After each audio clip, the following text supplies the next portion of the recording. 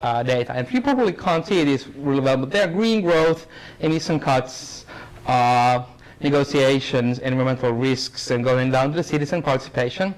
And once we were on that level, once we sort of like knew that, okay, now we have grounded ourselves in a theoretical understanding about what a topic is in this data, and then what would these topics mean, we started comparing different speaker groups about how they use this kind of different framing.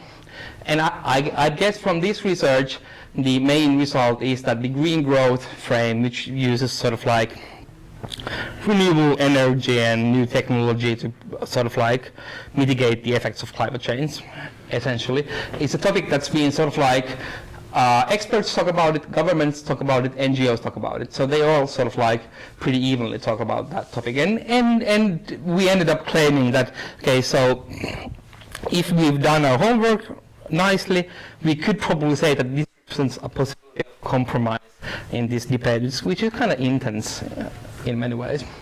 On the other hand, citizen participation in climate change interests only NGOs. State leaders are only people are only talked about sort of like by governments, and north-south burden sharing, which is an important issue when you talk about global climate change mitigation or prevention, is a thing that only interests state leaders. So that the experts and NGOs that will be more about north-south fairness are not getting their say in these debates. Okay, a couple of quick examples about good use or good combinations of theoretical understanding of the tools that people are using and computational methods. One is Bale's paper, The Fringe Effect, which probably some of you have seen before, which combines network analysis, media influence analysis, and sort of like the sentiment analysis, and combines it with a thorough understanding of the discussion he's researching. So here you have organizations in US media landscape that deploy Muslims as enemies frames, and you can see that they are sort of like closely linked together, and some of them have high media influence, and they have sort of like more organizational network ties than with the sort of like organizations that do not deploy this kind of frame, which again, it uses a similar idea of framing of topics. Well, it's not using topic modeling as such, but a similar method than the previous example. And then there's Joshua Legevy's, and I can't remember Schaffer's first name, paper explaining where ethnic racial diversity provokes neighborhood conflict, which uses the idea of sort of like boundaries of using edge detection algorithms to find out where there are sort of like sharp racial or fuzzy racial boundaries in New York area, and then it combines this data with there's a 311 calls, which are not sort of like 911 calls, like immediate, okay, something's burning calls, but rather like, okay, something's bugging me in this neighborhood, someone's loud or someone's drunk kind of calls. And what they do here is that they show that in areas where there is some kind of boundary that is not clearly defined boundary, you have more of these 311 calls about irritation. So they and we present kind of theoretical argument here that calling these kind of like nuisance calls is part of these sort of like boundary defining conflict that's happening there. Which again, look the paper up. I think it's pretty nice in many respects. Which again, they are able, since they sort of like provide working understanding through theoretical means of what the concepts and tools they are using are saying about the world, they are able, after they've done the analysis, contribute back to discussions about social issues, about border defining and about ethnic conflict in a segregated city. And if you think of theory more as sort of like combination of viewpoints and tools, then I think we can do interesting stuff like this using computational methods. Thank you.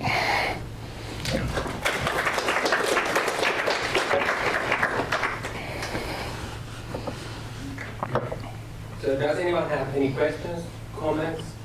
to Veikko? Anyone from the live stream that we finally got working?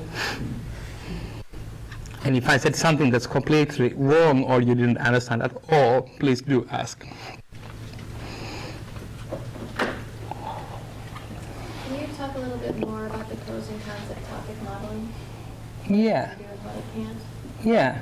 Veikko, can you repeat the question from the microphone? Okay, yeah, the question was the pros and cons of topic modeling, what you can do with it and what you can't do with it in nonsense and sense, done. But do actually sort of like say that these mean something, these topics, and sort of like understanding of the material, unfortunately remember the author's name, was that they had a logbook, but that's not a question where you can sort of like give a pre-definite answer. So for me, answer to the question when does the theory come in is basically always. It looks there that you was chosen 3 words for each topic. That's just illustration. Okay, how many you got? Well, we used the top, I think, 10 or 20 words from these. Did you have some theoretical argument why that was chosen, or just No. I mean, that's just one. Those are the kind of decisions where in some cases you can use mathematical methods. I mean, for example, in deciding how many topics you are producing altogether, you can use elbow cursor or hyperparameter metric optimization or whatever the technique was called. But in some cases, when you are doing this like more theoretical qualitative stuff, you just have to pick something, and it has to be enough. And so we did groupings of 10 sort of like most commonly occurring terms in each topic, and then we read, I'd say 10 or 12 or 20, I can't remember the details of these sort of like the documents that were sort of like most described by that. So it was a mixture of qualitative analysis and topic modeling that we used in the end product. In the paper where the author used the sheet log data, by the way, it's by Benjamin Smith, I believe. Nice. Words alone is the title. Yeah, that's true. His point was that, one of his main points was that words which occur can occur very down in the like word lists output by topic models, can be semantically or can be important for forming interpretations of the topics. And now the majority of work might use or done with topic modeling uses just like 15 top words in topics for assigning interpretations. Or am I wrong? Yeah, but many use that kind of method. Yeah. Yeah.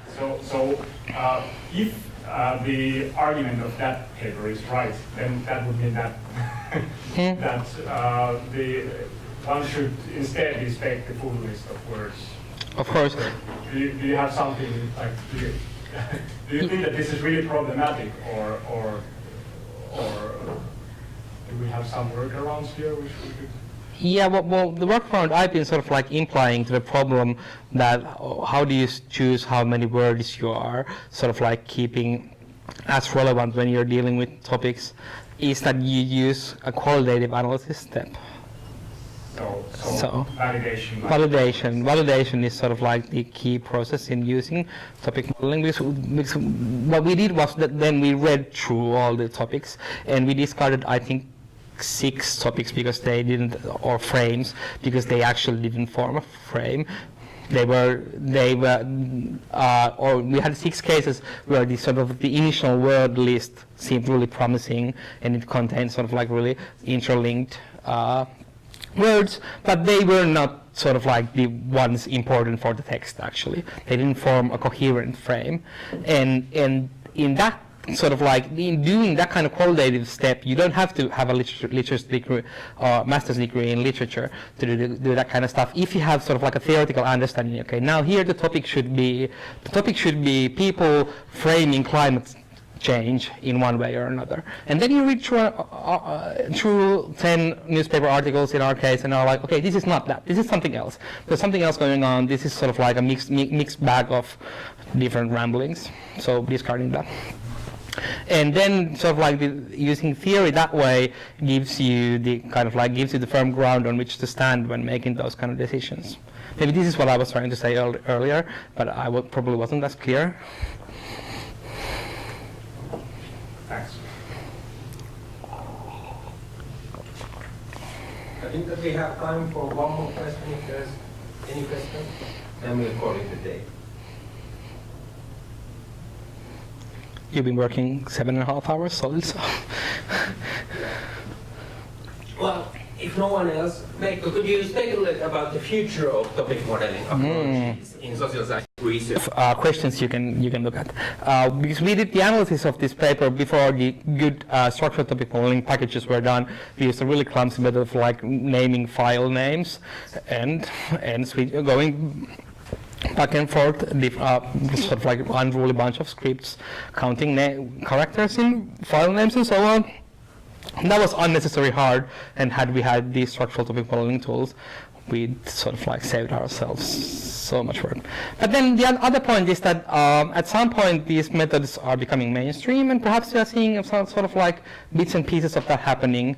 And that means that from the computational point of view, probably we won't see as sophisticated analysis. For the Legavy paper is a good example, because they use quite sophisticated edge detection algorithms and so on to do the stuff. But once you sort of like have the tools refined in a way that all sort of like everyday social scientists can use, then even if you lose something on the sophistication of the computational side of the analysis, you probably gain something on the social sciences side of the analysis. And that's sort of like what I'm waiting. And that's why I'm quite enthusiastic about topic modeling, because you have both good like R packages, good Python implementations, you have the mallet tool. So it's sort of like one of the analysis methods that's sort of like closer to the point where normal social scientists without programming expertise can sort of like start producing something interesting about it. And of course then we need a bunch of reviewers and people who actually understand what's going on algorithmic level to ensure that the quality of the social science being produced is sort of like on high enough level. And perhaps that's why these kinds of summer schools and institutes are really cool and important stuff. So I think that sounds good. Thank you.